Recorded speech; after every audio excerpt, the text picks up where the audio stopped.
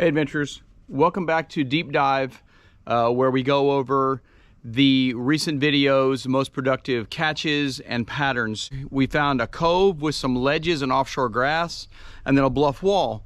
And we were able to pull out, I believe, 14 fish, as you saw in the video, using two lures. The primary lure was a 3-inch swim bait in a shad color on a 1/8 ounce darter head jig head. I believe that the 1/8 ounce and the 3-inch size more closely mimics the bait fish in Lake Travis in the springtime. It's also super easy to cast on a 7-foot spinning rod with 10-pound fluoro. The other bait that I used along the bluff walls was a 4-inch shad pattern swim bait on a 1/4 ounce jig head. The reason I chose this along those steeper and deeper bluff walls, I make a long paralleling cast up next to the bluff, and with the same slow but irregular cadence retrieve. Thank you, helicopter. Let's let him go by.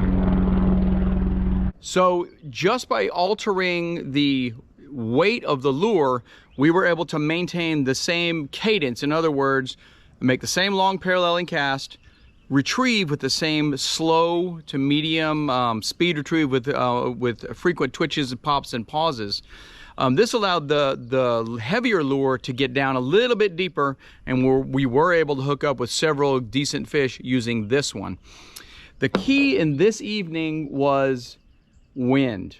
I specifically chose the coves and the bluff walls for two reasons. Convenience, they're literally right there next to where I was, but also because the wind was blowing right into them. With the wind blowing, it will push that shad right up against the bank, right up against the structure. And I believe that that's what made these reaction type lures effective in this situation. If you'll notice in the video, there were multiple times, almost every catch, the bite came just after a change in the retrieve, such as a slight pause, even a change in the speed of the retrieve, as you see here, would trigger that strike. And it just ended up being a very productive 1.5 hours at the right place, at the right time, with the right conditions. We chose the right lures.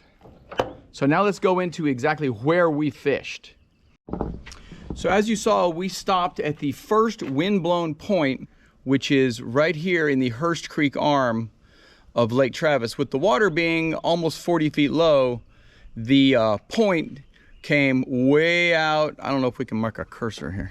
The point came way out to here, and the wind was blowing from the northeast, so that created that wind-driven current right up against the shoreline on this point right here. And we caught 1 or 2 bass, I believe, right through here. There were some boat docks nearby, but the point is that the wind blowing across that point, as you see in this video, really lended itself to positioning the fish to catch bait as the bait went by, fishing into the wind, letting the wind be our current.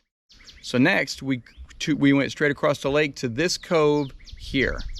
Now again, the water is lower than normal, so it actually ended up being out about where this dark spot is here. Subtle changes underwater will hold these fish, and the wind was blowing across and into these banks here on this side. I fished here but did not get a bite. But it didn't get a bite, but the wind was blowing across to here. That's where the bites came. I went all the way across here, caught a couple of fish. There we go. Strange. Oh, that's a beautiful fish. This bluff wall right here, it just seemed like fish after fish through here. Much deeper water here. Make long parallel casts to the shoreline, and I didn't really count it down too much. I might let it drop for a second or two. These fish were mostly positioned in 5 to 10 feet deep of water. But again, the key was using the wind to help position and pinpoint the fish, a slow to medium erratic retrieve. I can't say it enough. You don't just cast and wind it in. You want to have a irregularity to the retrieve. Change your cadence, change from slow to medium, stop, give the rod tip a couple of quick pops and jerks. Use your reel to change the cadence and the speed. Almost every fish was caught while we were making a change to the retrieve speed. So I want to thank you for watching this after the catch, focusing on these two swim baits. Basically anything in a shad pattern this time of year is going to catch fish. So I want to say tight lines, thanks for watching, stay adventurous, see you in a week.